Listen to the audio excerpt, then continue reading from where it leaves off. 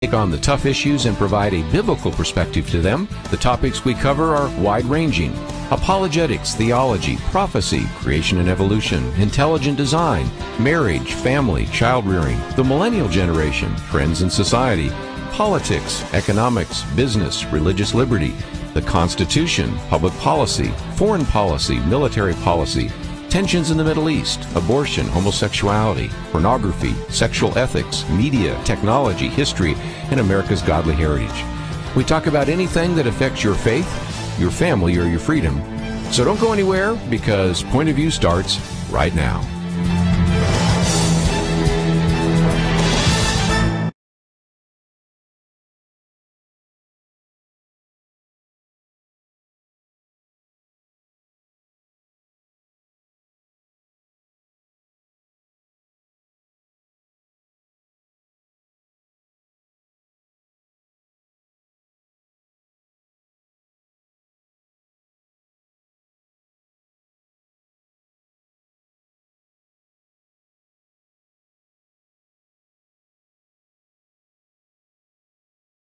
Discussions and debate. A little bit later, we'll talk about some issues of foreign policy, look ahead to election 2018, and much more. In studio with us, as always, Penna Dexter. Well, you know, it's a little bit cold here for Texas, and Al Gore has blamed the climate crisis for the cold weather. And I loved what Ed Fulner of Heritage Foundation said. He said, no, actually, it's just January. It's just January. That's pretty good.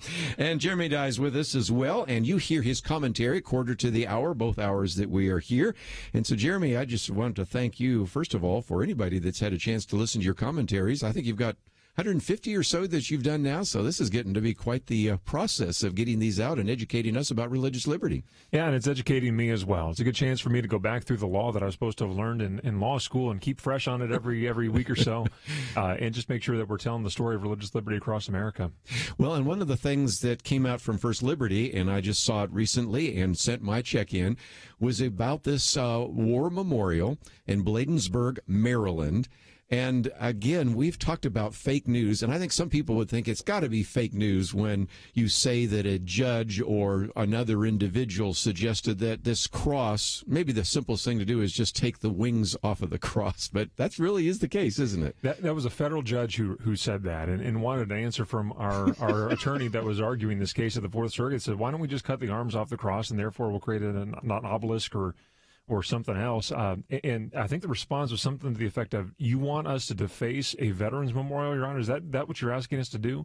Look, the goal of the other side on this litigation, and remember, this is a cross-shaped veterans memorial that's been standing since the early 1920s outside of Washington, D.C.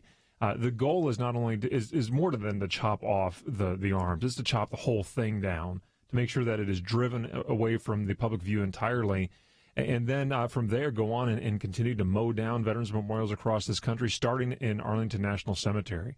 That would be absolutely tragic. It would be tragic for the United States of America, our veterans. But if you remember your history here pretty well, or if you've been to Arlington National Cemetery, you've seen the other memorials that are there. But you may have missed two important people who were buried underneath a cross in Arlington National Cemetery, and their last names are Kennedy. How about that? Mm-hmm. Isn't that amazing? Well, again, that information is available through First Liberty. We have a link there. And, of course, Jeremy's with us today.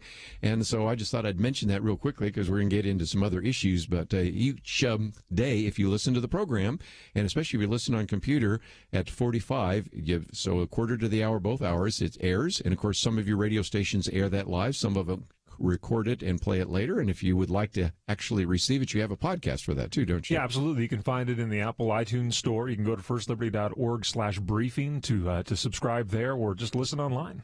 You know, before we get off the cross case, the Bladensburg Cross, Jeremy, tell us where the case actually is. Well, the Veterans Memorial is before the Fourth Circuit Court of Appeals right now.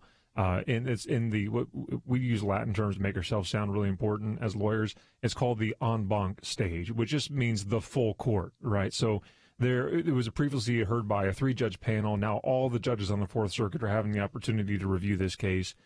Frankly, we expect a decision at any moment. It's been there for quite some time. We don't know exactly what they're considering, arguing about, or writing about right now. But I think both sides understand that this is not going to be the last stop for the Bladensburg World War I Veterans Memorial. This is probably going to have to be decided by the Supreme Court of the United States, and I hope that at that point they'll realize that something that has stood since 1925, that was put up by Gold Star mothers and the veterans that came back from World War I as a symbol, and drawing from the way that they marked graves all over the country and the countryside in World War I, in the European theater, and many of the World War I soldiers that are buried in Arlington National Cemetery as well. That was the form that they chose to make it in, and it's an important way for our veterans, for the mothers that lost their sons, to remember their sons by, and should stay standing. Well, again, just wanted you to know a little bit about that. If you want to know more about Jeremy or First Liberty, we have a link on our website, pointofview.net. I support that organization. I encourage you to do so as well. And the latest letters show the pictures of all of the memorials and what this would mean. And this is a very important prayer case. And let's hope that we get a positive ruling, as we did just a week ago. Penna, we were talking about what happened in the case of FEMA, and this maybe we'll find out about that as well. Let's move from FEMA to DACA. DACA stands for Deferred Action for Childhood Arrivals. Now, earlier in the week, we did talk about the fact that when they brought the video cameras in, and then you had all sorts of individuals that we were hearing from, Dick Durbin and Steny Hoyer, and, of course, a number of senators, both Republican and Democrat, as well as, of course, President Trump. I thought that was a positive because, if nothing else, it helped you, in a sense, see what sausage making looks like. I think everybody's language was probably a lot better than it apparently was yesterday. And I also learned something else. The president, and especially members of Congress, are really bad listeners, because somebody would say, now we've decided that. And everyone go, no, we didn't. And I go, no, he just said that. I mean, now you have the videotape to actually prove this. And, of course, apparently yesterday in closed session, the president said some things that your mother and my mother would never approve of, right? Yeah, but, I think that so much is being made of the bad language that we're kind of going away from the issue. And the issue is that these DACA, these dreamers, kids or people, President Obama actually opened things up for them. President Trump has stopped the DACA program by order, giving Congress a chance to, as you said, make sausage. Let's get something out there. But in order to legalize these dreamers, I think that the people who are concerned about illegal immigration do need to get something for that. And that's what this whole discussion is about. And, I do see President Trump as a negotiator, and sometimes his tactics are, very different from the tactics that many of us would use. But, and so he gets people mad at him on both sides. And right now, it just remains to be seen what they're going to end up agreeing on. But, a lot of Americans have a lot of compassion for this group, but it's being also used, I think, as a way to amass a lot of comprehensive immigration reform provisions that have not been able to pass Congress and are not popular with the American people. Let me come to our lawyer here, because this got complicated the other day when one of the judges in California did not understand that if there's an executive order put in by Barack Obama, then the next president can change that executive order. And he said, no, you've got to actually keep the same executive order. There's a problem there, isn't there? There's all kinds of problems there. And I think what the president seems to be attempting to do here is balance the use of the executive order against the rule of law in our country, right? And what President Obama did, I think, was completely wrong. If he can't make it through Congress, you can't just use your bully pulpit to just push things through here, especially on this level of an issue. And what is very clearly intentional to set this all up, because now we got the compassion issue that you referred to, Penna. And American people are extremely generous. They want people to come to this country. We've grown up listening to the "give me your tired, your poor, your huddled masses" motif that is out there, and it's part of who we are as a country. We're all immigrants to some degree in this country, and so it's perfectly acceptable to have people come here, but it needs to be done in the right way. So I think the president was right to cut off the extra congressional method of how this came about, and make sure that it goes back to Congress, the people that should authorize the statute. And for a judge to say that you can't use the executive action this way, I think is simply just laughable. Well, we're going to take a break. We have a lot more to cover. And, of course, we'll take your phone calls as well. We'll be back right after this.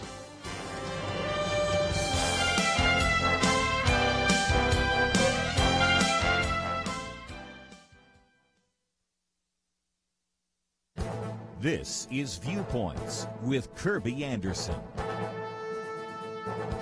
You know, the media elite and political elite in this country are disconnected in many ways from the average American citizen.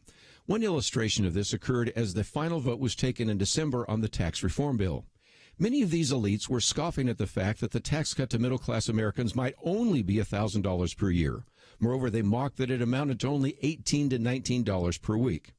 They don't understand how an additional $1,000 per year can make a profound difference in many families. But before we get to the impact $1,000 could make, let's turn the issue around. Imagine a bill before Congress that would reduce the income to families by $1,000 a year. Would those same people say it was only a $1,000 reduction? Of course they would not. Now, would $1,000 a year make a difference to many Americans? Well, in a previous commentary, I talked about a survey done by the Federal Reserve. They found that 47% of respondents said that they could not pay for a $400 emergency without borrowing money or selling one of their possessions. Would an additional $1,000 make a difference to these people? I think we know the answer. By the way, the percentage goes from 47% to 59% when asked if they have resources to cover a $1,000 emergency. Nearly 6 in 10 Americans do not have $1,000 laying around for an emergency expenditure. Having $1,000 would make a difference to them. You know, these statistics illustrate the striking difference between many of the elites in this country and average Americans. The elite class in this country could probably spend $1,000 at a restaurant or a weekend trip and not even feel the financial effect. A tax cut for Americans might have a profound difference that the elites simply don't understand. I'm Kirby Anderson, and that's my point of view.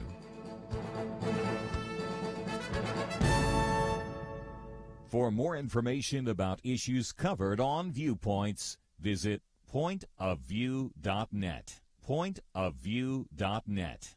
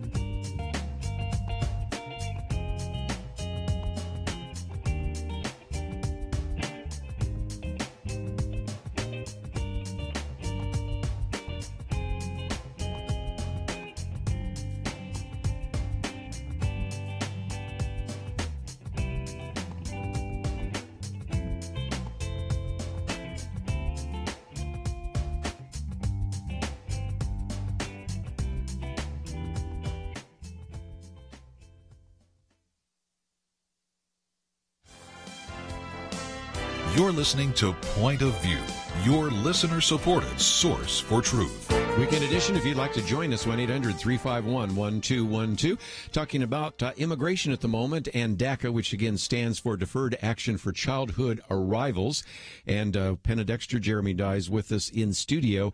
And in 2012, this is where this executive order was put forward by President Barack Obama, called DACA. Then 2 years later, there was what was called DAPO for the parents. That one didn't go anywhere. And, of course, as a good reason to have not accepted this. Well, then fast forward to this last year in which you have President Donald Trump, and his decision is to not continue that executive order, to rescind that. But then the dreamers, those individuals that are part of DACA, are sort of in limbo. But they've been in limbo the whole time because it's simply deferred action. So the argument is that they can renew this up until a certain point of time.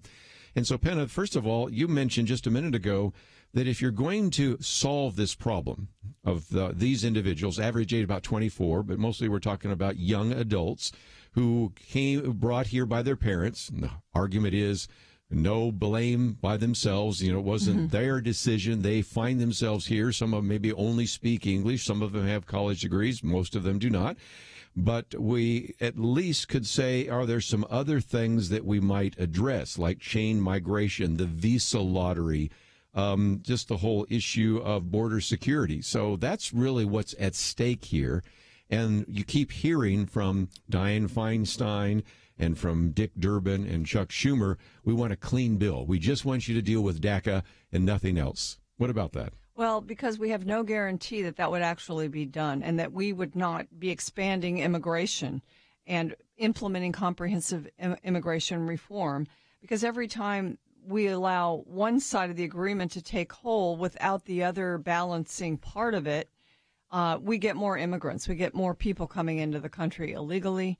And so in this case, it's the border wall. It's building a wall that's been the issue. And, everybody thought they were going in to talk about those two. And when Dianne Feinstein said, no, we need a clean bill and we need to just have, legalize the DACAs and give them status, it was basically, that's like throwing a monkey wrench into the whole deal. And throughout the week, there were several monkey wrenches that were thrown in from both sides. Well, and again, it probably isn't going anywhere after what the president said yesterday, but it wasn't going very well before that. So I think we can say that it may be off the table at the moment.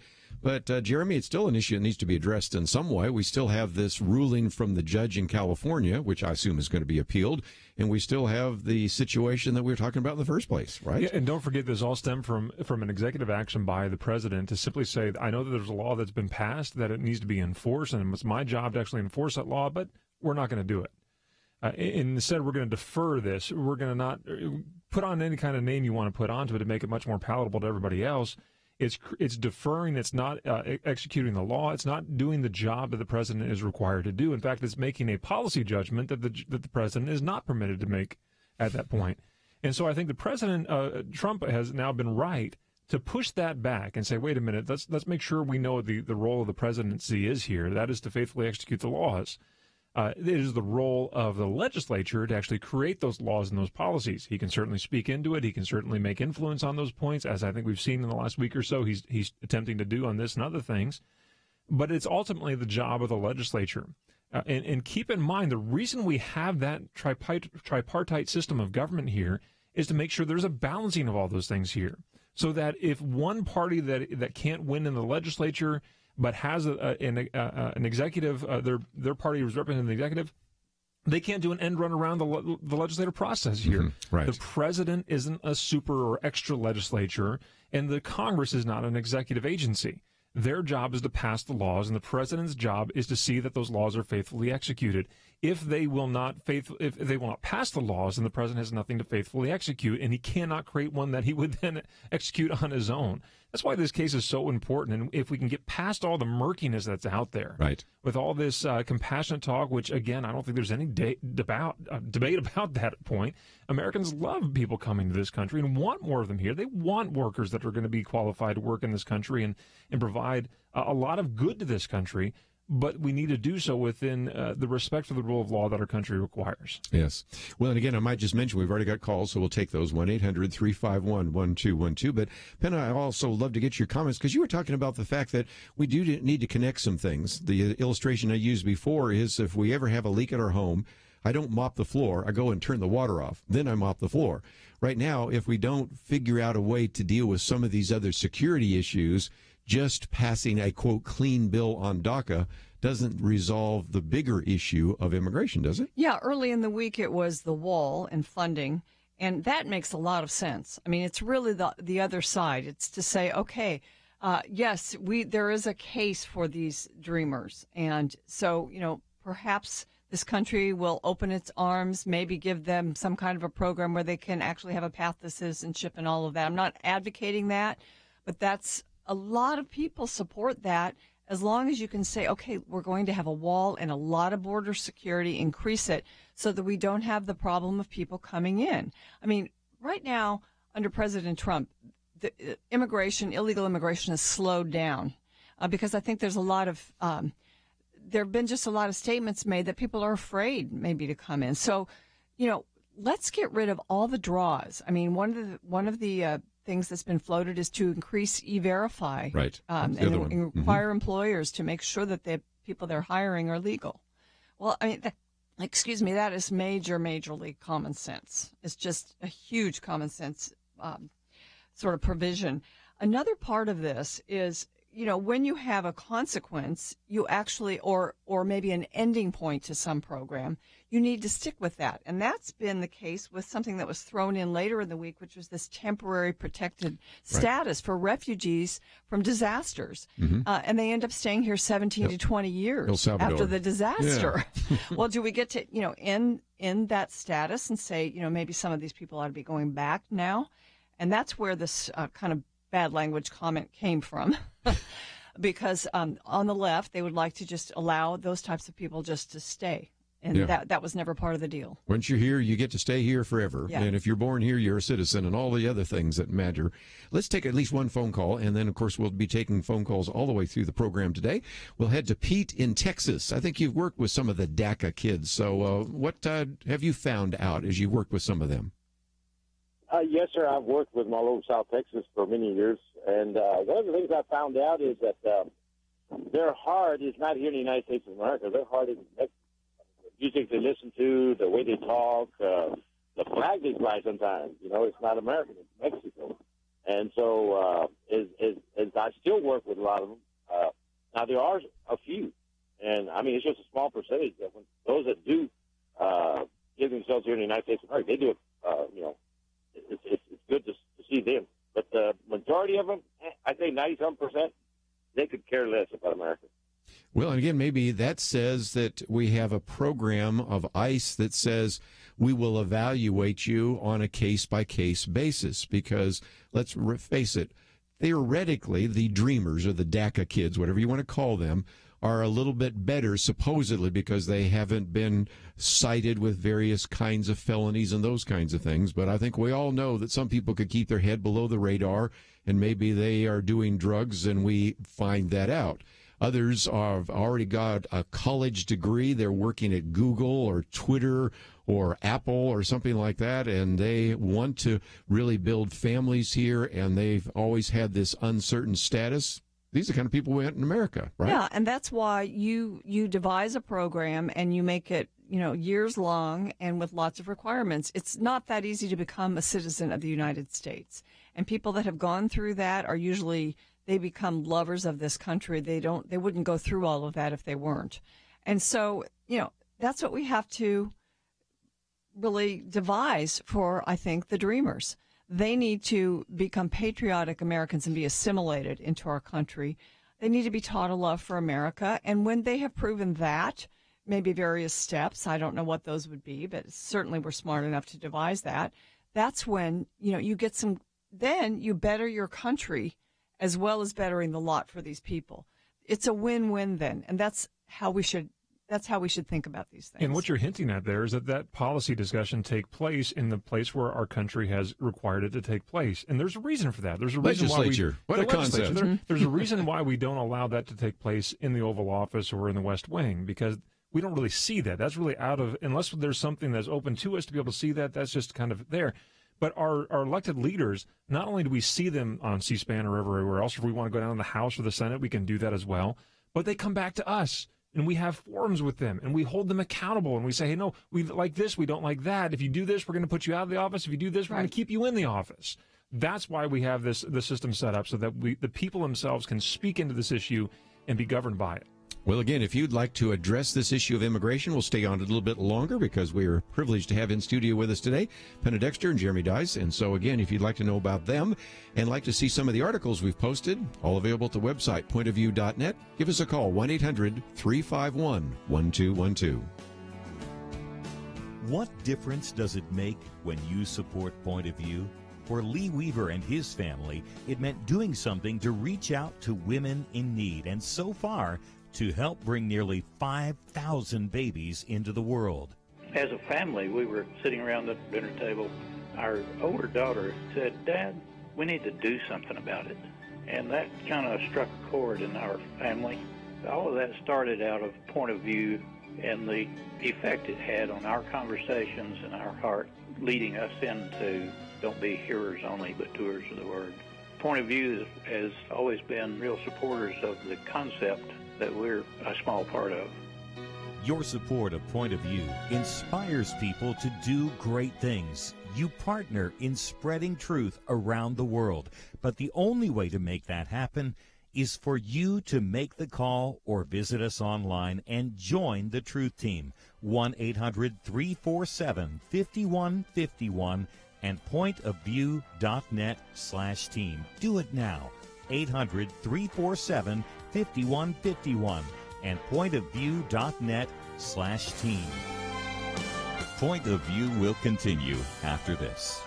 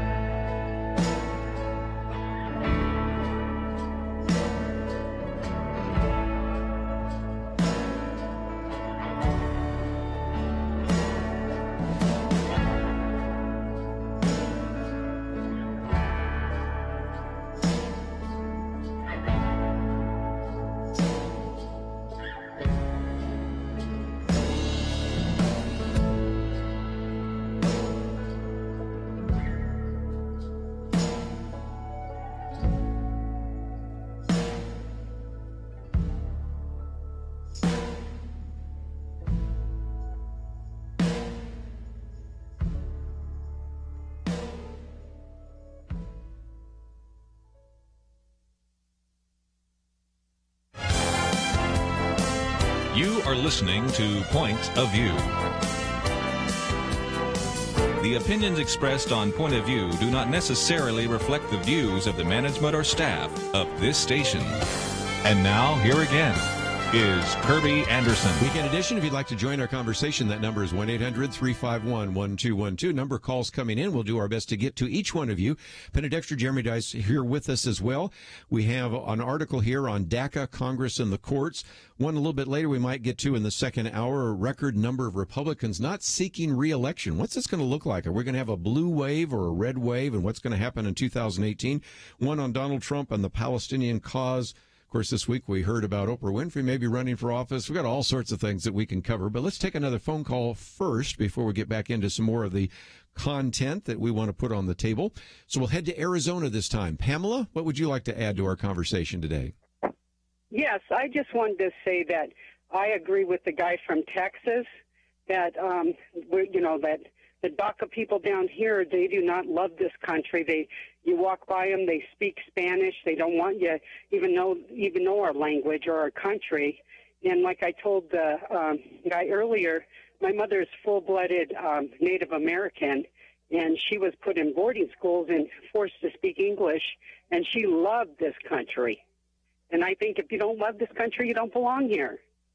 That brings us back to a comment that Penna made. Let's talk about this for a minute. Assimilation.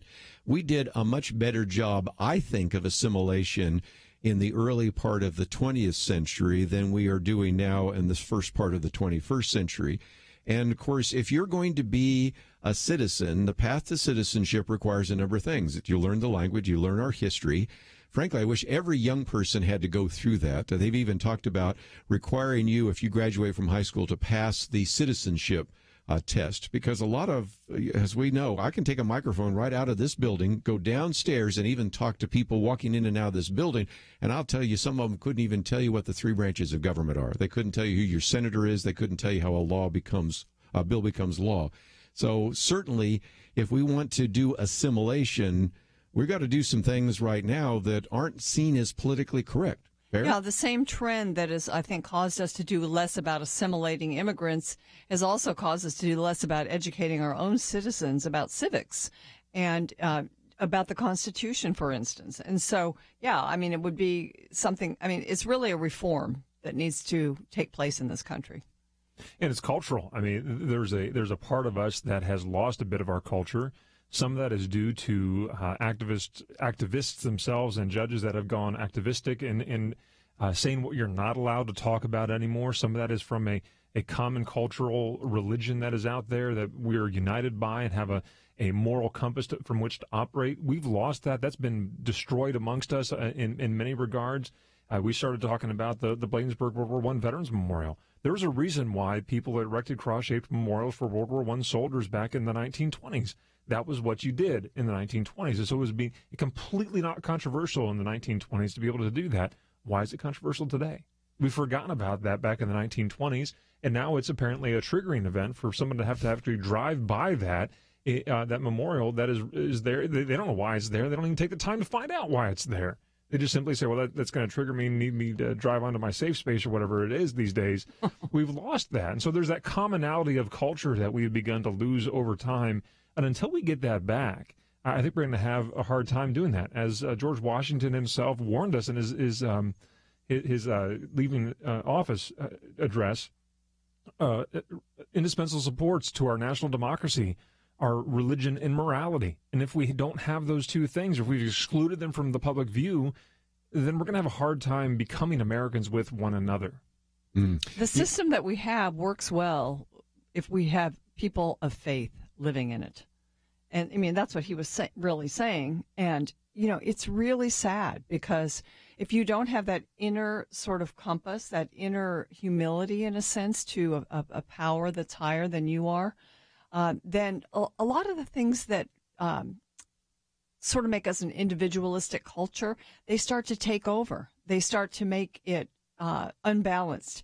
If you balance that sort of the individual freedoms and rights that we have with then a faith tradition, then you can have a healthy country, but we're off balance. Go ahead. Yeah, freedom without a moral center is just simply anarchy.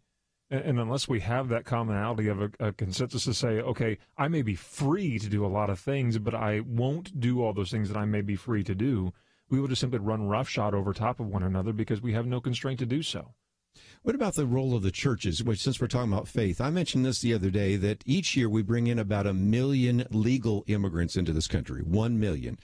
And if you want to divide that up, this would never happen. It's just a thought experiment. We have about 300,000 churches. I mean, imagine if we were to say that each church were to get 3, maybe you'd scale it because some churches are real big and some are small, where you then help and guide and provide guidance and mentoring and discipleship and job skills. And, of course, churches right now do a lot with ESL, English of the Second Language. It seems to me that that's something that, again, right now in this debate, nobody's talking about, because it seems to me we could mobilize the churches to make a difference in terms of this immigration debate, don't you think? I spent a few years teaching in an ESL program, and, we were pretty intentional about not only helping people with their language skills and conversation, but bringing in, like, a police officer, for instance, to help them with, what are you expected, what's expected in certain situations, and just different sort of cultural things that we could also use that venue to help teach people with. And I think, if churches, more churches did that, it's not all the churches that have ESL programs. Many more could have them. Right. And perhaps there could be some groups that would really step up and sort of set an outline for this that goes beyond just the language part of it. And, it was so valuable and helpful. I loved being part of that. Yeah. Look, I love the ESL idea. My sister and her kids are big supporters of ESL. Out in Ohio, they do a lot of that out there, and I love them for doing so. Here's a little bit of my cynical side of me coming out on this, because here's what will happen, and this is just informed, I think, by experience. If we tie that idea, and I'm playing with your hypothetical now, Kirby. It's not going to happen because civil libertarians are not going to like that. Churches stay, we'll hear that. Exactly. That's the problem, right? So let's just say can't do that. Let's say we tied that idea of immigration with churches or whatever, even if it wasn't a requirement, but it was a suggestion, you would have individuals coming back and saying, this is a violation of the church's state. In other words, we would rather have the problem of immigration and all the things that it causes throughout this country that are negative than allowing people of faith and goodwill to be able to come in and be a part of the solution. That's what people are. I can list you dozens of cases probably sitting here right now. I know. In fact, there was a case out in Sitka, Alaska that I was looking at the other day where it's a historic cathedral out in Alaska that the city council granted some $10,000 or something dollars to fix the falling roof or something. It's a historic building. It's part of their culture.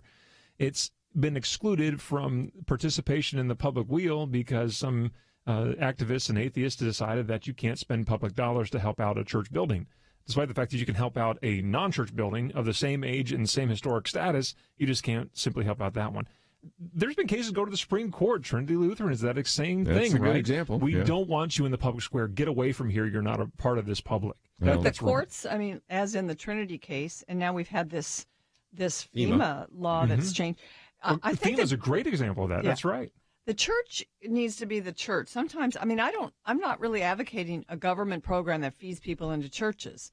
But what I'm saying is if the church is the church in their community and it's sort of an organic thing, then the church can begin to inform the culture in the society again. Right now, the government intimidates, I think, churches. I think many pastors and churches are intimidated.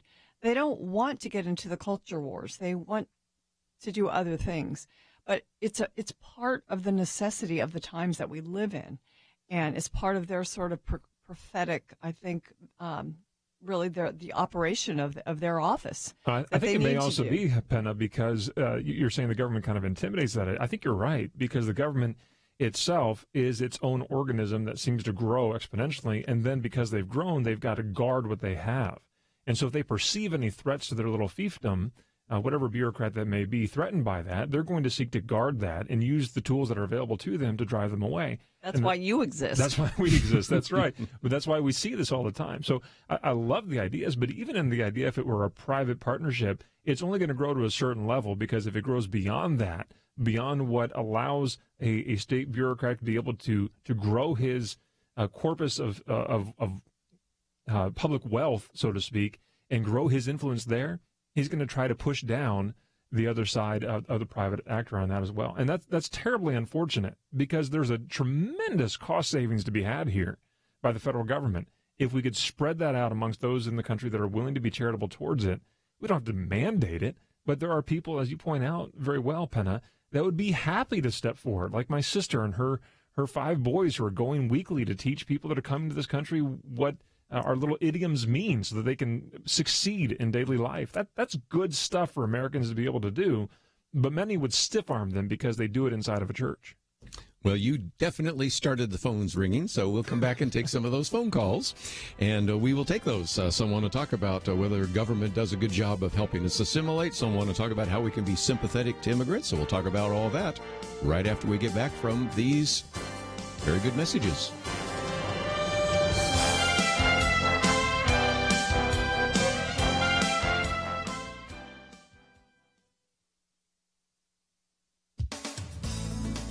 A survey recently released by the U.S. Centers for Disease Control and Prevention reveals that over the past decade, the number of high school-aged teens who are engaging in sex has dropped dramatically, with especially pronounced declines in the past 2 years. The report's authors are particularly encouraged by the steep fall in the rate of sexual activity among 9th and 10th graders, and also among Black and Hispanic teens. In 2015, 41.2% of high school students surveyed reported ever having had sexual intercourse, down from 46.8% 2 years earlier. This was a dramatic extension of a gradual drop since 2005. Planned Parenthood sex educators have a curious explanation for this trend. Laura Lindberg is with the Guttmacher Institute, the research arm of Planned Parenthood.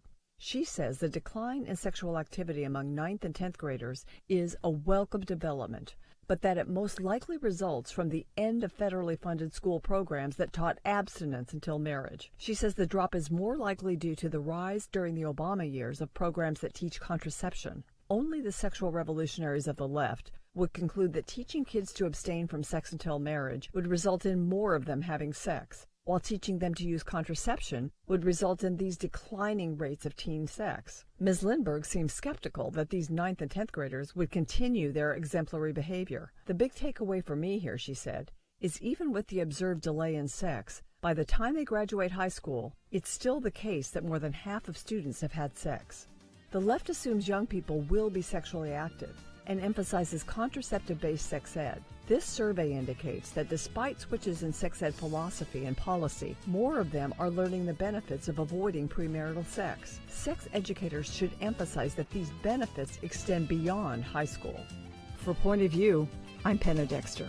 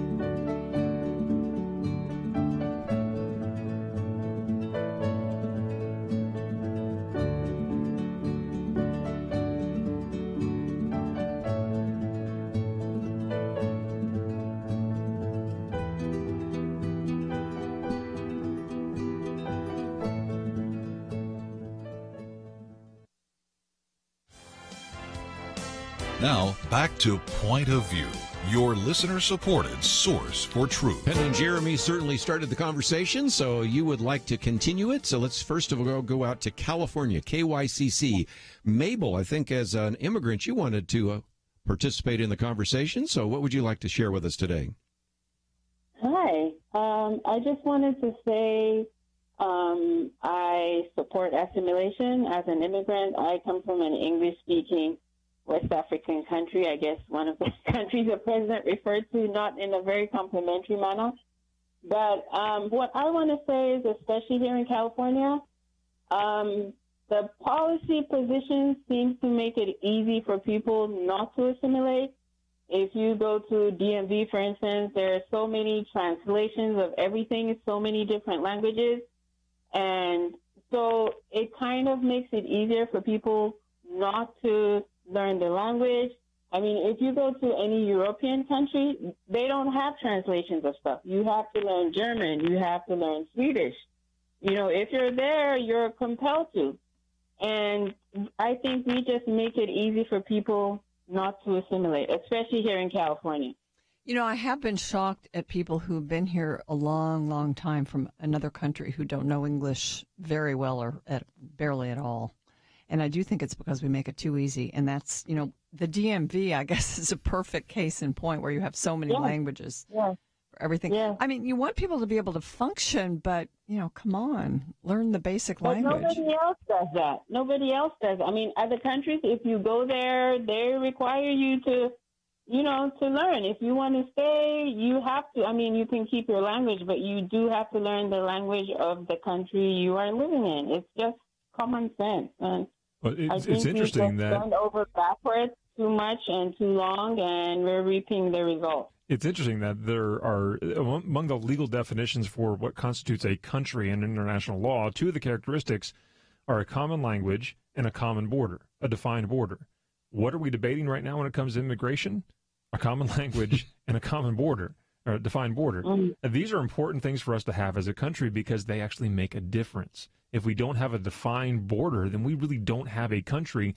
And if we don't have a common tongue with which to operate, we're going to have a very difficult time operating as a country because we won't understand each other. Interesting.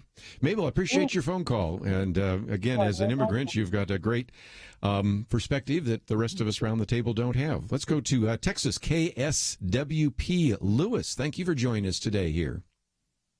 All right, sir. Thank you so much for taking my call. Can you hear me? I sure can. Go for it. Okay, thank you so much for taking my call. And the statement I want to make is, and I'm going to make this with all the love that Jesus has put in my heart. Miss Panna Dexter made the comment that if we could get the people over here and teach them to love America, everything would be great. But I totally disagree with that. As a matter of fact, that's a part of the problem. What we need to do is, and especially as believers, we need to be teaching people to love God. And once you love God, you'll be able to love everybody and everything the way you need to love them, the way, in other words, the way the Lord would have you to love them. And that's basically all I wanted to say. Well, okay, I think you're right. We need to put things in the right order.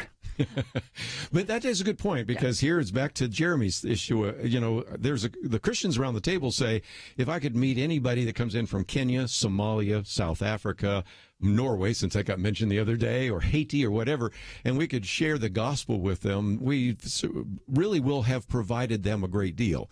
Can you imagine if that was something that we did for very long? Jeremy, you'd be getting phone calls all sorts of places, because that would be seen as an unconstitutional establishment of religion. But that really is the answer. Ultimately, the answer to all of our problems around this table is Jesus, right? You know, I grew up in a religious denomination that was founded by a gentleman who was so bothered by the upper crust of society in New York, as a matter of fact, ignoring the plight of the immigrant and the widow and all that he literally left his pulpit one day and marched down to the docks and began to minister to people coming off the boats from new countries. And I would love to see more people follow that model, to say, look, this is important for us to go, as my sister does, to go and teach ESL, as others do in their acts of charity. And so many people of faith do these kinds of things, to go out of their way to help out in these situations. But could you imagine if that was a part of our actual policy? And I don't think it ever could be or would be, or maybe even should be. But if people were more intent upon meeting people coming off the boat, I guess that's not the appropriate phrase anymore, coming off the plane or wherever they're coming in from, and sharing with them the proper perspective on some things. I don't know that there's anything wrong with saying, hey, love the principles of this country, that's why you came here, because I don't think everybody that steps off the boat is going to be called into the faith, or any faith perhaps. But we ought to be encouraging them. And when it comes to executive policy, when it comes to immigration policy, there's a reason we have a commonality of things here. We've grouped together under a common purpose. We call this America. Let me teach you what that actually is. And part of that is the freedom to worship according to your own conscience, and not to have the government tell you what you need to worship or what you're not allowed to worship, or how to freely exercise that faith. Yes. Go ahead. Well, I'm saying, and then Christians, if we're going to have sort of a grassroots movement coming from churches, I mean, we're motivated, believers are motivated by wanting to bring people to Christ, but often there are good works that are done or needs met. And people that come from other nations, especially when they're fleeing, persecution or they're fleeing some kind of a natural disaster, I mean, they're in need. So we can offer that cup of cold water in Jesus' name. And, some of those people will actually see Jesus in that and become Christians. And I think that is probably the number one motivation. But I don't think that that's mutually exclusive with teaching them to love our country. We haven't talked about refugees, but we did get into that yesterday a little bit, and in the past have. Of course, yesterday we talked with Open Doors about those countries where there's tremendous persecution of Christians. And, of course, number one is North Korea, but number two is Afghanistan. Operation World tells us that the second fastest growing evangelical church in the world is in Afghanistan. The fastest growing evangelical church, according to Operation World, is in Iran. So even in the midst of the persecution, that is the case. And, of course, you say, well, when we bring these refugees here from Syria and Iraq and other places, some of them actually would like to go back and settle into the Nineveh Plain. And so we've talked with all sorts of people like Johnny Moore and others that are wanting to see if that's a possibility. So, again, our immigration policy needs to be a little less of a one-size-fits-all because there are so many different circumstances. These people that have been here from El Salvador since 2001, 17 years later, we go, okay, maybe we could send them back. And that becomes controversial to send them back to their country after 17 years. Well, you know what's happened. There's a whole generation's grown up here, and they're now pretty much Americans. They're not from El Salvador. I thought their countries were prpristine, rich, lavish countries that people wanted to go to, paradises that people ultimately always want to go back to. Was the president wrong in that point? That's a good point. Well, we will take some more phone calls perhaps on this in the second hour, but I did want to get to a couple of other issues. We, as much as you may not like it, are getting into the election season. And if you're located where I am seeing these political signs popping up like daisies in my yard. And one of the questions is, we have a record number of Republicans not seeking re-election. Also, almost a record number of Democrats not seeking re-election. There's been talk about a blue wave spreading across the country, and this will be a repudiation of Donald Trump. So what about that?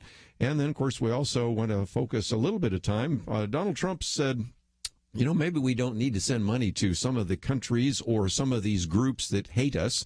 And he sort of was taking numbers the other day when we had 128 countries vote against us on the decision to recognize Jerusalem as a capital. But one of the other articles we posted here is the Palestinian cause.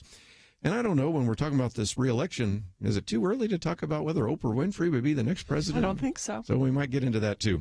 So I know that Jeremy has a legal obligation. His life never rests, but he will be out just for a short period of time, then he'll rejoin us again.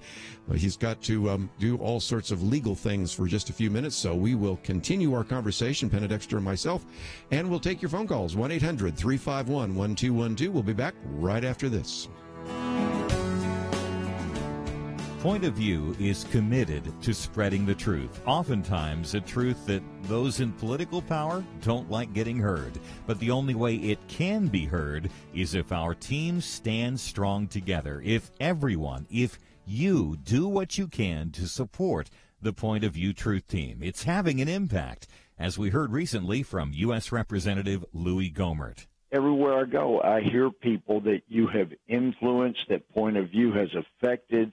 You have made such a difference, and you rely on people to contribute, and if they don't contribute, then that truth does not get heard. Help Point of View make a difference. Pray and consider what level is right for you. $30, $65, $100 a month, or even more. Please do what you can. 1-800-347-5151, or visit online, pointofview.net. Look near the top right for the link that says Become a Monthly Partner. Join the Truth Team, 800-347-5151, and pointofview.net. Point of View will continue after this.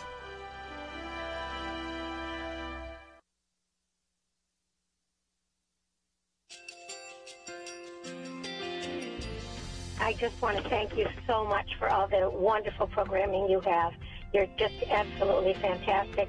I recently started listening to Point of View, and I really found it interesting because of the different subjects you cover. Thank you for that. I really appreciate everything that you do in keeping us informed. Thank you, Kirby, for everything that you have been doing. I appreciate all the work that you're doing, advocating for the Word of God. Thank you so much.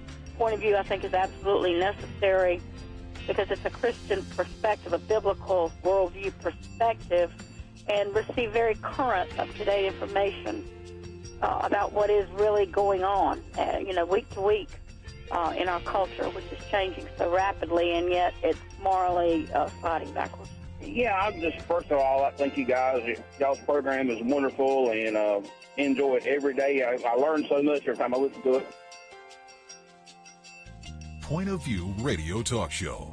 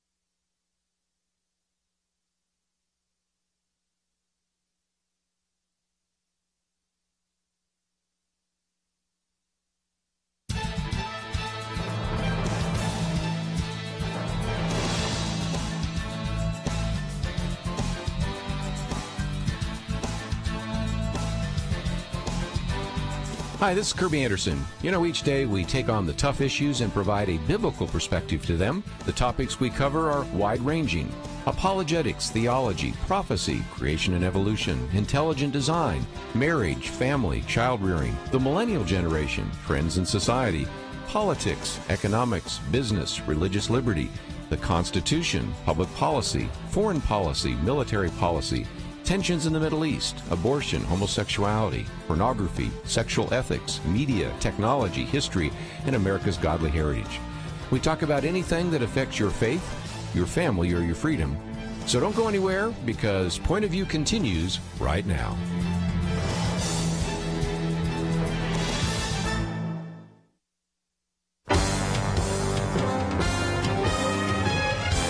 Across America, live. This is Point of View.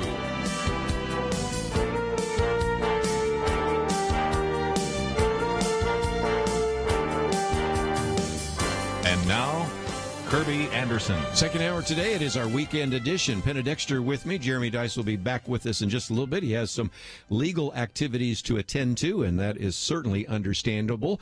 And if you'd like to join us, 1-800-351-1212.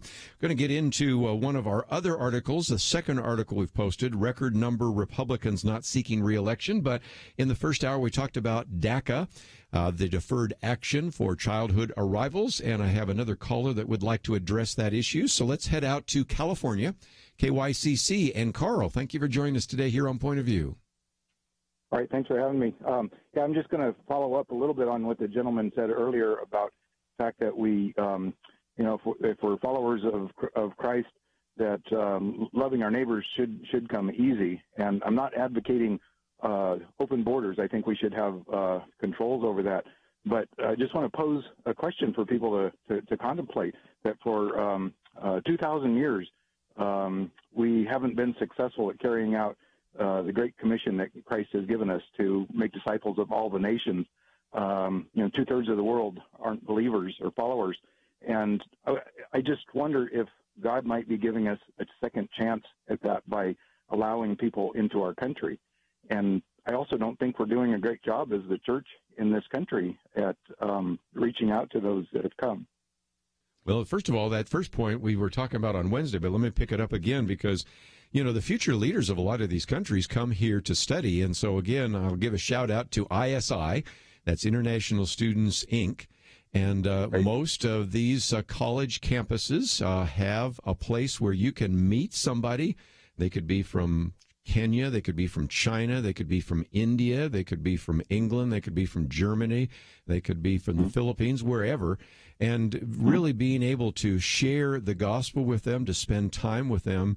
They're the future prime ministers, cabinet officers, and others. So as many of them make their way back to those countries, what a great opportunity. We don't have to go to them. They're coming to us. So that's the first point. Penna, you had a comment, too. Well, there's just so many different things the church can do. I mean, I think of people who I know as missionaries, but they go and they train local leaders to be pastors. They have seminaries. They start seminaries in other countries. I mean, there's so many things the church can do to spread the gospel. And here in this country, as we said, we have great opportunities. But you cannot task a nation with the Great Commission. You can't say America's responsible to carry out the Great Commission. And number one, you also can't take everyone in from around the world that needs to come in. The country has to decide what's good. How do we make ourselves a healthy nation? And, there are lots of ways to do that and lots of ways not to do that. And one of the ways is to bankrupt yourself by bringing in people who are impoverished from all over the world. Carl, any other comments? No, I just, but from my viewpoint, I think the church in America can do a better job of reaching out. I know in the city that I live in, it's challenging. We have a lot of immigrants, and I just don't see the church. I know where you're located, and I've noticed that myself. I grew up in California, and I've seen what's happened kind of in the Central Valley there. And one of the things that we talked about on Wednesday, and that's why I brought it up here again today, is I see this as a real opportunity for the church. Now, we've done some other programs on this, and I'd like to maybe see if I can get Dale Hansen-Burke on because she's done a whole series of books and other resources that challenge the church to reach out to immigrants and refugees. So maybe we can do another program. So, Carl, I think you're on the right track. Sounds good. All right. Thank you. Hey, thank you.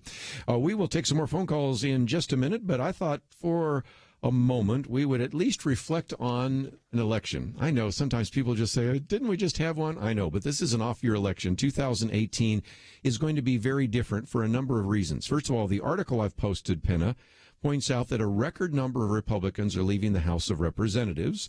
And one of those was, of course, Darrell Issa the other day announced his retirement. Of course, you have all sorts of senators, Jeff Flake in Arizona, Bob Corker in Tennessee, Orrin Hatch in Utah, and others. So there are different reasons for them leaving.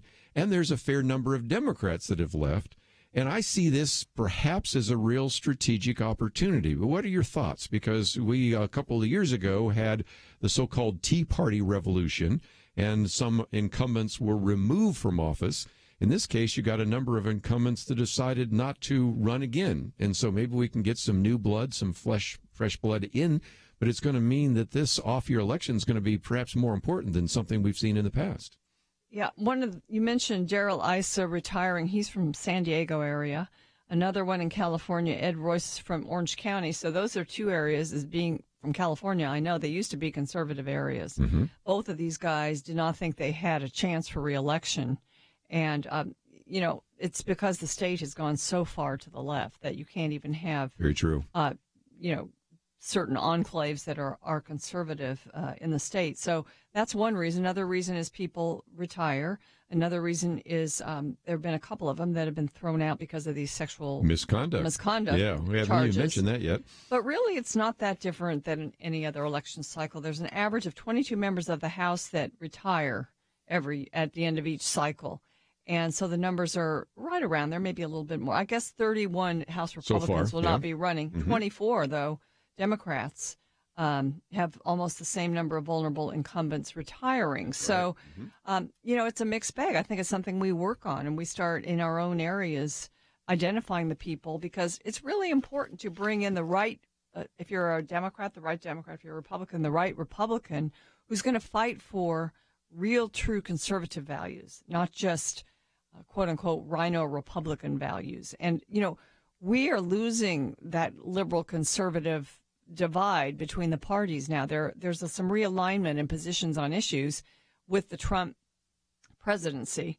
And, that can be good and bad. And in some senses, for some of us conservatives, we are saying goodbye to some of our conservative values. So this is a chance for people to get involved in their local, state, and state elections and help find the people to run. And then when they do run, help, be involved in the primaries so that you can get good people on the ballot that you can support. But we also have to be realistic about these people. We don't want wackos. We've got to have people that can actually be elected, because we really hurt ourselves when we bring in people that are ideologues and they're not team players. They don't work with people well. Well, and that's another point that I'd like to take on after the break, since we're coming to one of those mandatory breaks, because we've seen what happens when you end up with a candidate that's very kind of unelectable. We saw that with the so-called Tea Party revolution.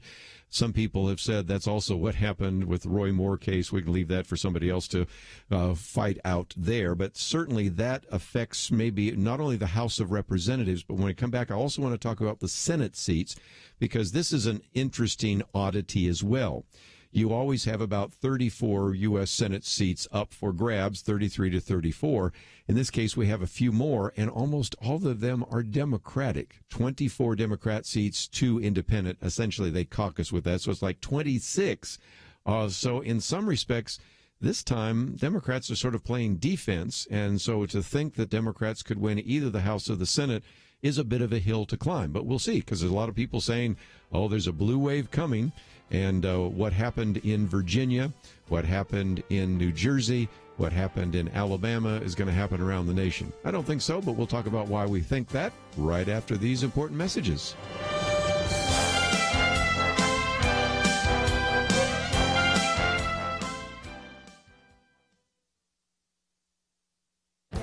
This is Viewpoints with Kirby Anderson.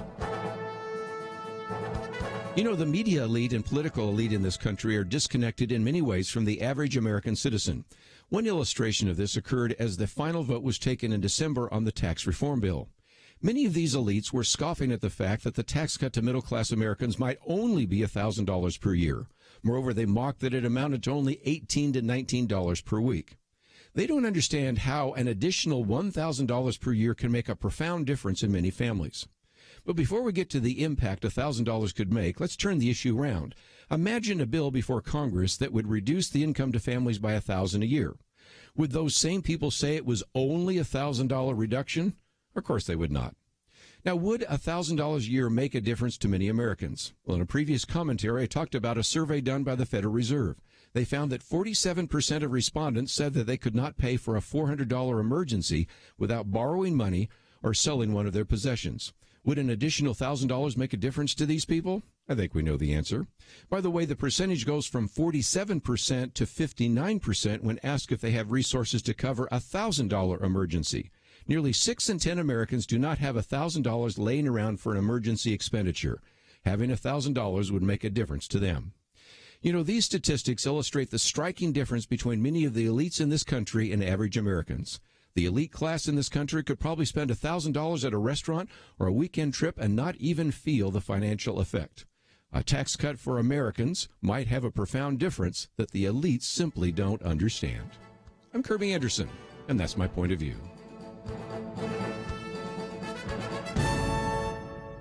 For more information about issues covered on Viewpoints, visit pointofview.net. Pointofview.net.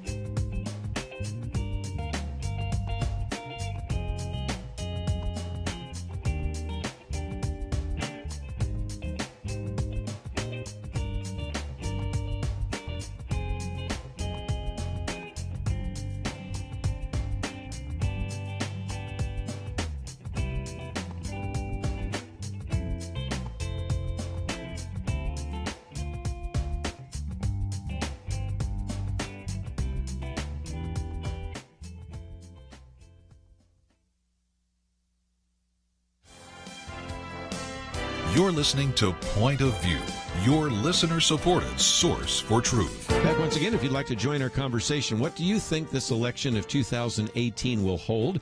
Penna Dexter with me, and Jeremy Dice will be joining us again in just a minute.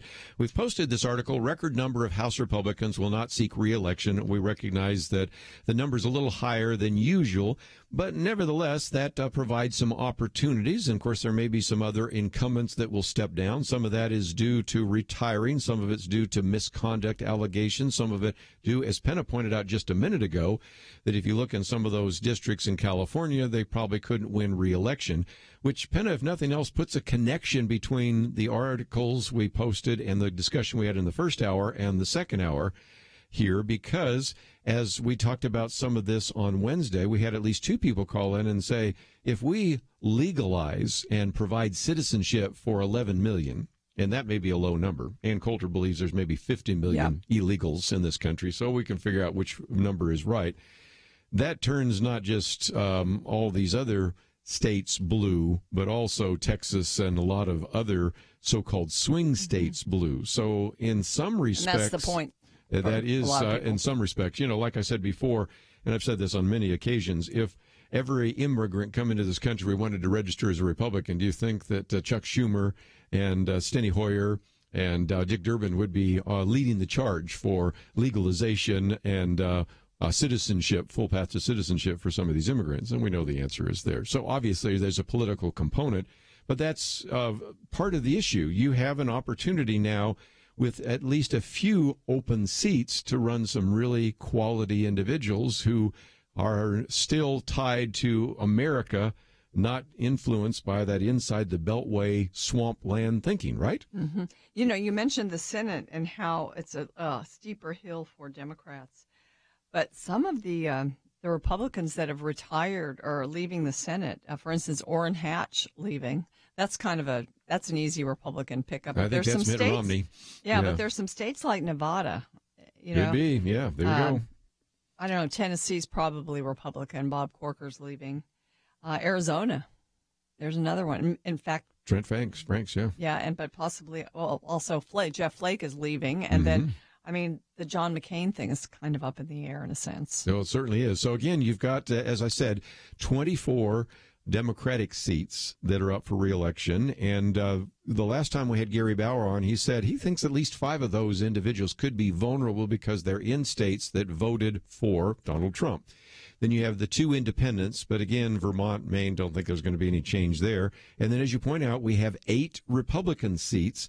And when you look at Nevada, Arizona at least, maybe Colorado, you have a couple there. So you can see that there could be a switch out. Some people think maybe a net loss of 5 Democrat seats, a net loss of 3 Republican seats, so a net gain of 2.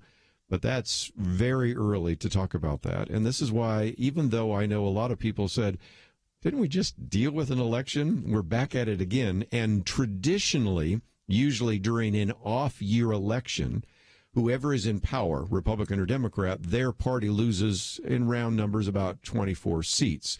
If indeed that were the case, that could make it much more likely that the Democrats could control the House.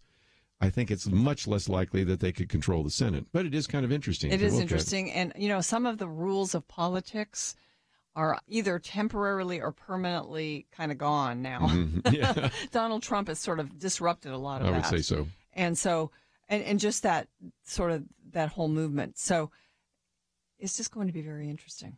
If you'd like to join us, 1-800-351-1212. Where do you think we are headed in terms of the electoral situation in the electoral map? If you'd like to join us, 1-800-351-1212. And the big question on some of this is, will anything else be accomplished by Congress? Because let's face it, we don't have anything that looks like repeal and replace or even any kind of revision at all of the Affordable Care Act. You do have the tax reform bill. You have the ongoing debate right now about DACA. There was supposed to be a debate here in January about welfare reform. And so if, again, by the time we get to November of this year, you still have people complaining about a do-nothing Congress, is it possible that there's a real movement to throw the rascals out? Well, that could be the case, and I think that's why they need to keep pushing. DACA really has to have something done about it. I think so. It's March 5th, I think, when they start. If Trump were allowed to enforce his reversal of the Obama directive, they're supposed to start losing their status March 5th. So Congress, a responsible Congress, would act by then. So that's just one of those issues. And again, it's one of those things to pay attention to, which we have only been looking at domestic policy. In just a few minutes, when we come back from the break, we're going to look about some of the foreign policy issues. But I know it is much earlier than we should, but I have not actually had a chance to get your comments about Oprah Winfrey. And the fact that that is being mentioned, first of all, shows that the news people, especially people that are trying to develop clickbait, want to put Oprah Winfrey in president, and you just know you're going to want to click on that. So in some respects, it's, of course, very premature. But at the same time, it illustrates something else, and that is, if you were to go out, as I oftentimes say, with a microphone and ask anybody in this building or anybody out on the street, who do you think might be the next president who is a Democrat? You were going to get a real puzzled look unless you mention the name Oprah Winfrey, and she's not even necessarily running. And it's because you have a situation right now where there isn't an obvious front runner. In 2008, there was an obvious front runner, Hillary Clinton, but Barack Obama didn't get the memo, and so he became the front runner. By the time you get to 2016, you know who the front runner was. It was, again, Hillary Clinton. Who's the front runner in 2020? And if I were to go through some of the names of the senators in New York and the senators in California and the governor of New York and maybe the senator from New Jersey and a number of others, I would doubt that you would get even 5% of the American people even knowing who those people are. And so that's one of the reasons why maybe this Oprah Winfrey idea is maybe just a flash in the pan, but it's certainly due to the fact that at least she has name identification, and no other possible front-runner in the Democratic Party has any kind of name identification. Yeah, I mean, here's just some names from one article. Joe Biden, yeah, he has name identification. Yes, he does, but I doubt he's running. He's going to be so old. He's so old. Okay. Bernie Sanders, he has name ID, but he's out there. And then Hillary running again. Again, if those are the first three you're using. Those are the first three. Yeah. But Now, then you're going to like Andrew Cuomo, governor of New York. Okay, some people know who that is. A lot of people don't. Bill de Blasio, mayor of New York City. There's another one on this list. Tim Kaine. Well, I mean, how well did he do as the VP? Yeah. He didn't even get well known when he was on the ticket. Elizabeth Warren. And I don't think she's too thrilled about this Oprah talk. Yeah, maybe that's hurting her more than anybody. But okay, go ahead. Terry McAuliffe, who was governor of Virginia. Cory Booker from New Jersey. Kamala Harris, governor of California. Yeah, junior senator. And she's kind of an intriguing possibility, I think, for the left. A lot of people have predicted that she might be the front runner, but how many people know who she is right now, other than Californians? Not that many. Yeah. Michelle Obama. And again, before we take a break, and then we'll get on to some other issues, this illustrates the point. Whether, I've had people the other day say, I can't even believe you're talking about Oprah Winfrey. Well, I'm only mentioning it because it illustrates a bigger point, and that is there is a possibility that if you want to have somebody run for the presidency, you need a farm team. You need a second tier, and the Republicans have done much better. In terms of there's all sorts of Republican governors, many of whom ran last time, and others might run in the future. There are all sorts of Republican senators that have run, and because you have Republicans in the House and in the Senate, but also in the State House, you have, if you will, the farm team. You have the next tier of individuals who could break out and eventually become a nominee. And when you're going to a junior senator in California, when you're going to the junior senator in New Jersey, when you're going to a governor of New York that maybe some people know but don't, that's why you come back to hearing people talking about Joe Biden, Hillary Clinton, and Oprah Winfrey, right?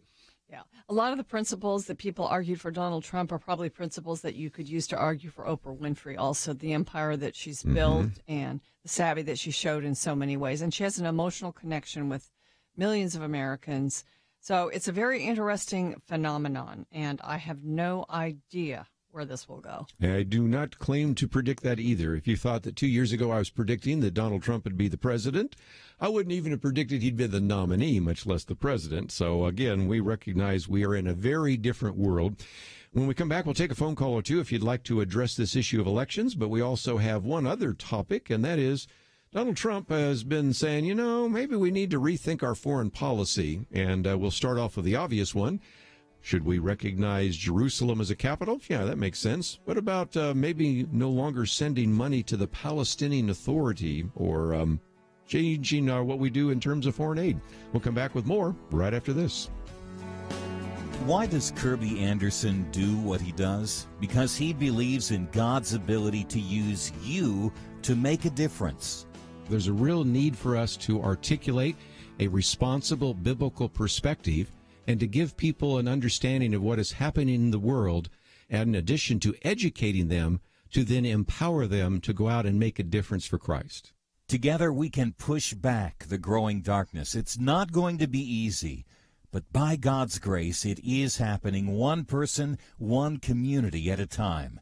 Join us in this mission. Become a monthly partner. $1 a day, $30 a month will make a huge difference. Or perhaps you can do $100 a month. We need partners of all sizes. We need you. Give today online at pointofview.net. At the top of the page, next to the Donate Now button, click on Become a Monthly Partner. Pointofview.net. Mail your donation to Point of View, Box 30, Dallas, Texas 75221. or call 800-347-5151. Point of View will continue after this.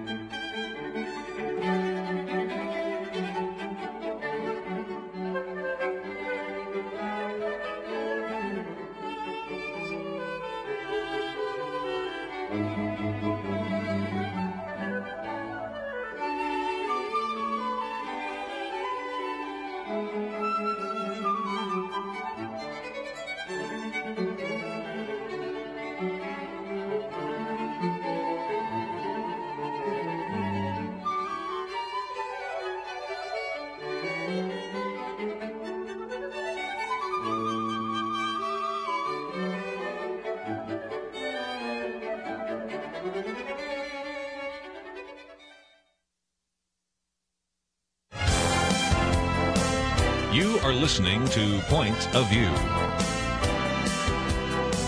The opinions expressed on Point of View do not necessarily reflect the views of the management or staff of this station. And now, here again is Kirby Anderson. Final half hour, if you'd like to join us, 1-800-351-1212. Penn and Dexter with me, and we are spending some time looking at election 2018. We're going to move on to another topic in just a minute, but since we have a caller, I thought I'd keep that a little longer. Let me just mention, and I'll hold this up for those of you watching online, that we put these booklets out each month to those of you that give $45 a month or more. Some of the previous ones are on Sharia law, on the politicized culture. This one called Making Your Vote Count. And this is coming out right now, and it will be mailed shortly to those of you that are donors to this ministry. Talks about the stewardship of the vote, and just a reminder that we sometimes have been burying our talent, the issue of educating the vote, and some other things. So, again, it's just a great little resource. Also talks about what churches can or can't do during election season. And so we make it easy for you to read in about 10 minutes, and it's available to those of you that donate to the ministry at least that $45 level. That's picked because we've been around for 45 years. Penna Dexter with me, and let's go to Indiana for just a minute. Marcia, I think you want to add some things to our conversation today, so go for it. Yes, hi. Hello. I was listening the other day and then also today, and I'd like to make a comment pertaining to Oprah Winfrey. Sure. Oprah is a very highly intelligent woman, and she's very well liked. And she does like this Angel Network, or she used to years ago. I don't watch her or anything, but, I see her in celebrity things, and I notice the speech and things that she's been promoting. And it would not surprise me, to be honest with you, if she got voted in to be president. And it's not that far-fetched. Now, I will state this, as a believer and a Christian, we must be reading the Word of God to not be duped, because some things come so close to an angel of light. It's a lot of do-gooder stuff. Things appear a certain way. But she's pro-choice. She's very liberal in a lot of areas. But Christians need to be reading the Word so they will vote biblically, so that they will hear from the Lord. Because many things seem right. They'll say, well, she's quoting Scripture verse, so this sounds right. Many people can do that.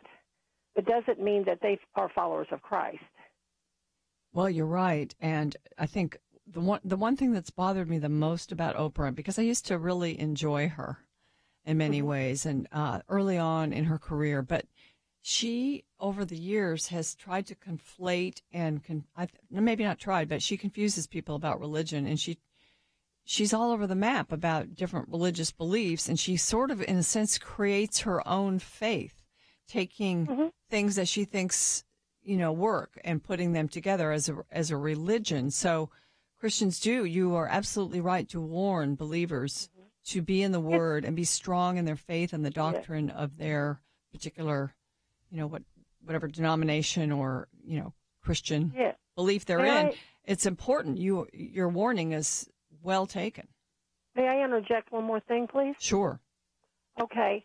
Well, if you really just scrape the whole mask off everything, we do have an adversary. And people that are lost don't know they're lost. And so then there's people that are saved, but they do need to be in the Word, to be in the meat of the Word, not to be in that great falling away, duped into things. And so, in essence, the New Age type thing really is they're their own God. That's when you strip it all down. They are their own God, and it seems godly. But it's not, because you can say the right thing. It seems spiritual. Yes. And it's like, we also, there's another thing that's missing, too, is how a person lives privately. I've heard this so often when it comes to voting time and everything over the years. I don't care how he lives privately.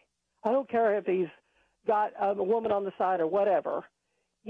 If they're not a man or woman of integrity privately, should we really be trusting them as Christians? And so, but we have to vote biblically. If someone's pro-life, that's helpful. If someone's pro-choice, why would a Christian vote them in? But people do. They think it's going to help them. Well, they're for the blue-collar worker. There's a lot of foolish things that go into people's thoughts because they're not in the Word and they're not convicted by the Holy Ghost. Well, you've done a good job. Thank you. One of the reasons Thank I put you. together my little booklet on making your vote count is to just think about some of those issues. And back to where you put Oprah Winfrey on the spectrum. Ross Douthat the other day, writing in the New York Times, he's been on the program with us before, has suggested there's really three kind of religious categories: the traditional, the secular, and the spiritual. The traditional, we know that, Catholic, Protestant, Muslim, even Orthodox Jew, and these are creedal, they're confessional, and of course we as believers recognize it's on the Word of God. But then the secular, well, we know that's the nuns, the none of the above, the atheists, the kind of scientific group. But their middle group he's talked about is the spiritual, and that's the Oprah Winfrey, who is sort of just spiritual enough to sometimes seduce or even confuse the religious, but still sounds sort of scientific and kind of the entrepreneur, the celebrity, the kind of individual that sort of maybe pulls the other. So it's kind of intriguing. But again, the thing that as Christians we need to recognize, we're running into more and more people saying, well, I'm not a Bible-believing person. I'm not a Christian, but I'm spiritual. And she's going to appeal to some of those, but she'll also appeal to non-discerning Christians too, won't she? I think then that's what our caller was warning us about. Here's the Wall Street Journal pointed out something that Democrats would be relieved of two problems with an Oprah candidacy. One, the need to come up with a substantive agenda. Because really it would be her personality. It'd be personality driven, just like Donald Trump's part. But at least he had more issues than I think she did. He had issues because I think people who were against him because of his persona jumped on board with him when they had no choice of a person who was a moral pro-life, whatever. So with her, though, would be personality. And then they wouldn't really need, she's a multi-billionaire. Yeah. They wouldn't really need to raise money. That would not be a problem for them. Isn't that something? On the issues, we did cover those the other day. And of course, there have been some people that have done a good job. But just if you want to just understand where Oprah Winfrey actually is, go and look at her Harvard speech, because most of the time we were quoting from the speech about what she said about homosexuality, same-sex marriage, the issue of assault weapons, a variety of other issues, pro-abortion kinds of ideas. And so really she would be the complete antithesis of the platform that Republicans run on, but she wouldn't be a total synthesis of the Democratic platform either. She may not be as radical as some would want.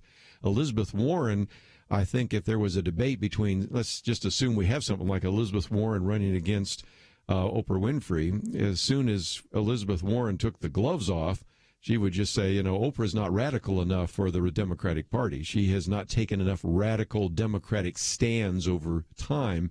And so we'll see how that plays itself out. But if you're looking for somebody that could attract people from the different spheres, the religious and traditional, as well as the secular and the spiritual, you can see why she's still been in the news over a week later. Yeah, and we're a year into the Trump presidency, and we saw at the beginning a realignment of politics, and now sometimes we're seeing Trump taking more establishment positions on certain things. So maybe that realignment is not quite as stark as we thought it would be a year ago. So there's a lot that remains to be seen. And so, right now I think it's important if you're going to put energy into anything political, put it into your local or your congressional race or your state, your U.S. senators, and, make sure, because I think President Trump can do a lot if the Congress and he can learn to work together. Right. But that's still, on the tax reform they did, but we need a lot more of that. Well, and again, one of the things we've heard from our friend Louis Gohmert is that in the past, when you have incoming freshmen into Congress, John Boehner would take them alongside and say, look, if you just want to get ahead, you're just going to go along with our strategies here. I don't get the sense that Paul Ryan does that as much. And so that may be better because in some respects, there were times when individuals were told to vote along the party line rather than vote according to what was best for America. And, of course, that is certainly true on the Democratic side.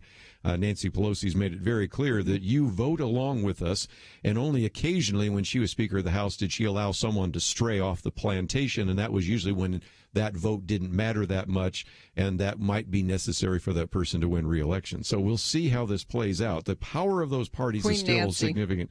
But Paul Ryan doesn't seem to be running the show quite so much. So that means if you elect a person from your congressional district that you really feel has America's interests, best interest at heart, I think that might actually work out. And in the past, sometimes they just got co-opted by party leadership. So we'll see how that goes.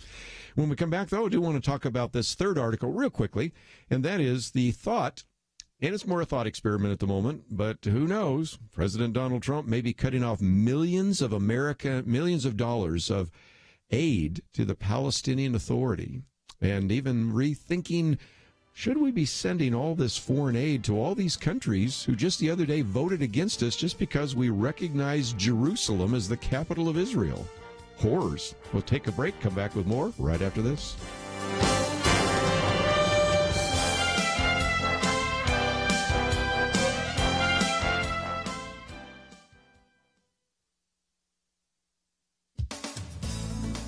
A survey recently released by the U.S. Centers for Disease Control and Prevention reveals that over the past decade, the number of high school-aged teens who are engaging in sex has dropped dramatically, with especially pronounced declines in the past 2 years. The report's authors are particularly encouraged by the steep fall in the rate of sexual activity among 9th and 10th graders, and also among Black and Hispanic teens. In 2015, 41.2% of high school students surveyed reported ever having had sexual intercourse, down from 46.8% 2 years earlier.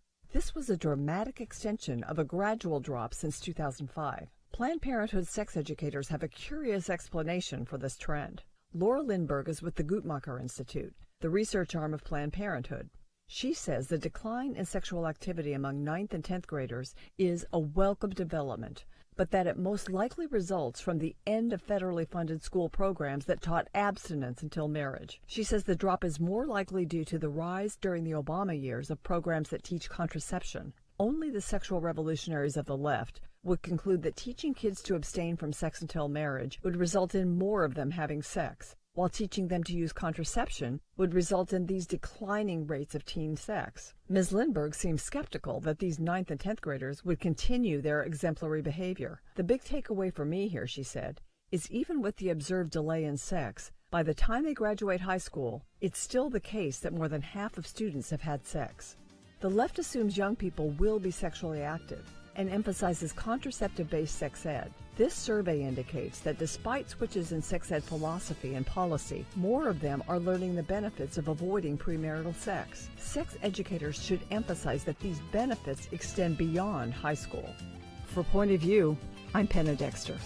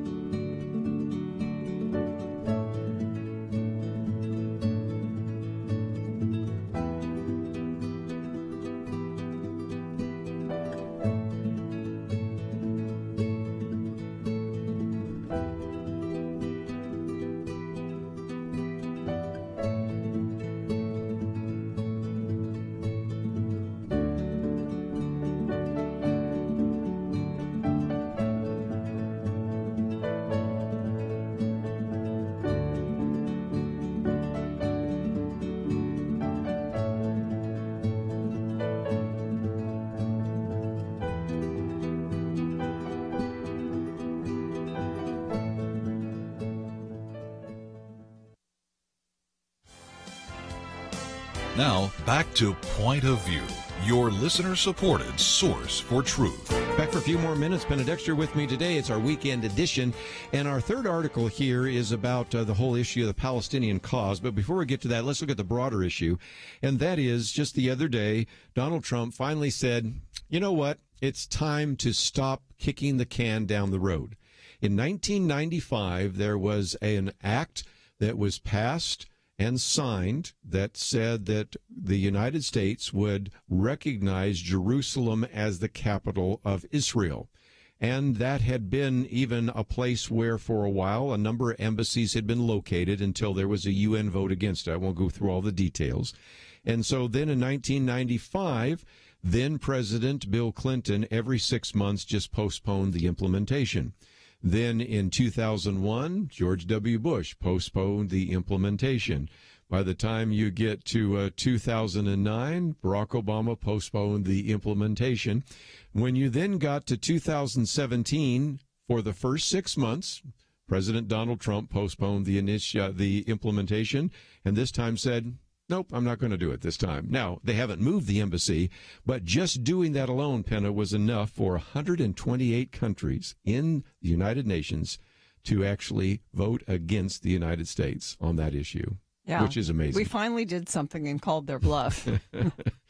And so the question that people have been asking is, first of all, is it that controversial to recognize that Jerusalem is the place where the Knesset is? You've been to Israel, and I have as well, where the Supreme Court of Israel is, where most of the cabinet offices are. And instead, we have the embassy in Tel Aviv. We have a consulate there in Jerusalem, but the ambassador, every time he wants to talk to anybody, has to drive from Tel Aviv to Jerusalem. Now, all they could do very quickly is change the name of the consulate and call it the embassy and make the consulate in Tel Aviv, move the ambassador to Jerusalem. We're done. And so it's not that controversial in terms of the move, but it certainly is controversial in terms of Middle East politics, isn't it? Well, it is. And, people are afraid of what would happen. I think the Palestinians have people, in a sense, they have something to hold over Israel and Jerusalem because they're, they can just rejuvenate their terrorist activities and their rockets and all of that. And so, this president is not really cowed by those type of things. And so he called their bluff. He does that type of thing, and he did that here. I think there has to be some kind of appropriation of money now to build a new embassy or something. So another opportunity for Congress to act. Yeah, Congress can certainly act. And the article that we've posted here is that President Trump set off another Twitter firestorm the other day when he hinted that he may be considering cutting off hundreds of millions of dollars of U.S. aid to the Palestinians.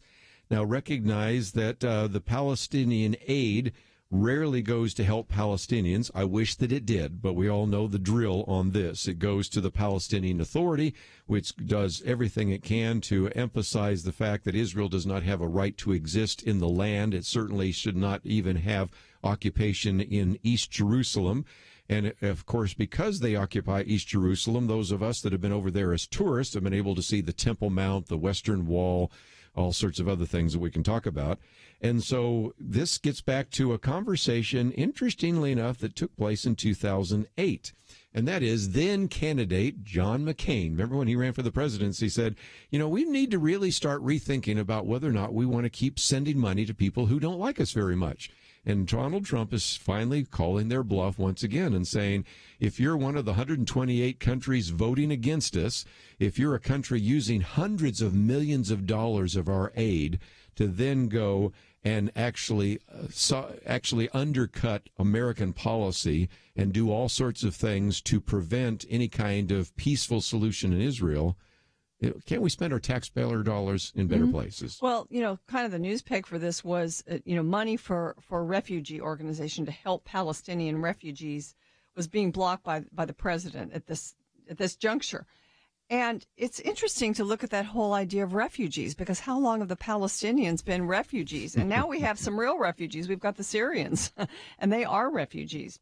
So you start to rethink this whole Palestinian question, I think. And, there's some other things. We have to look at the whole Middle Eastern shift and how there is a shift there. Terrorism is a much more important issue now in the Middle East than refugees is, or than Palestinian refugees is. And so, in one sense, maybe the demands by the Palestinians won't be taken as seriously now that we've had this president that stepped forward to make common sense cuts in aid. One more economic one, and this is in the article here as well. The United States is now one of the largest producers of fossil fuel energy in the world. And again, you and I are a little bit older than some of our millennials have had around the table, but back in the 1970s, there was always this threat that was first over Richard Nixon, then Gerald Ford, and then Jimmy Carter, and that is an oil embargo, which could be used as a punishment for your support of Israel, or your lack of support for the Palestinians could just cripple the American economy. And so we're in a different situation now in terms, of course, this is one of the most powerful arguments for energy independence. So I'm bringing in a lot of other issues, but these are not tangential issues. If we have energy independence, that affects our policies in a very different way than if we are totally dependent upon OPEC for all the energy that we use. Yeah, it gives us a lot more clout in these negotiations, doesn't it? So again, there are some reasons why Donald Trump, first of all, He is a little bit of a bull in a china closet. We figured that out over the last 48 hours for sure. But nevertheless, also, there are just some different changes economically. There are different changes politically. And as Pena pointed out, there are just changes in the Middle East. Israel is able to defend itself. It would rather not go it alone, but it probably could. And the biggest threats that it faces are the same threats that we face as well over there, with this possibility of a nuclear Iran. Mm-hmm. And, of course, the whole issue of what has been happening in Syria, in Iraq. But interestingly enough, now ISIS is a little bit more on the run. So it's a different set of circumstances, and I think foreign policy needs to understand that. So that's why I posted that article today. Well, it concludes that polls show that less than 20% of Americans support the Palestinian cause. So the Palestinian cause is not as much of a cause in the minds of Americans anymore either. Yes, and that's another point we've even talked about with the Millennial Roundtable, because for those of us a little bit older, we've always seen Israel as the David against Goliath. All these various Arab countries around, we might remember the 1967 war, the 73 war, Six-Day War, whatever all those ones might be. But for the younger generation, sometimes they've actually seen Israel as the Goliath and the Palestinians as David. And so in some respects, now the polls are starting to reflect, once people have seen some of the reality of what has taken place, some of the terrorism and some of the actions, especially in the Gaza Strip and the West Bank and other places, you see that we're maybe a little less tied to the Palestinian cause and a little less likely to give hundreds of millions of dollars to Palestinian cause. So, well, it's a good development. It's amazing to look at the Middle East and how our perception shifts, because Arabs often are mortal enemies of other Arabs. So it's not really a monolith that when you look at Muslim countries, they're different and they have different interests. So, I think the politics have changed and the generations are looking at things a little bit differently. I think so. Well, again, we appreciate those of you that have been listening in today. If you'd like to know a little bit more about those articles, we've posted every one of those on the website. I was remiss today we didn't get into Penna Dexter's excellent Viewpoints commentary, Teen Sex Declining. We'll maybe get back to that next week, because that one certainly will fit into some other conversation we might have then. But if you'd like to get her commentary, you can download it. If you haven't signed up, you receive mine Monday through Friday. You receive hers tomorrow. And so I hope that you will take the time to get some of the articles. Let me mention that next week, especially on Monday, we have Jim Paris in studio. We had so many people asking questions about cryptocurrency, Bitcoins, Lifecoin, Ethereum. Okay, he's going to be in here to answer some of your questions. Going to be talking about some of the pro-life issues later in the week, so we have a lot to cover. Have a great weekend. I want to thank Andrew and Steve for their help behind the scenes. We'll see you back here Monday, right here on Point of View. Is religious freedom still a cornerstone of the Republic, or has it effectively been crushed by the forces of tolerance? America needs Christians to be informed and as unified as possible, applying God's wisdom to civic life. Point of View can be a key part of a successful mission. I believe in America. I believe God wants His best for us. We can face whatever the world throws at us as long as we stand together. If you have not signed on, please do it now. Support Point of View Radio today at pointofview.net. Set up your monthly gift by clicking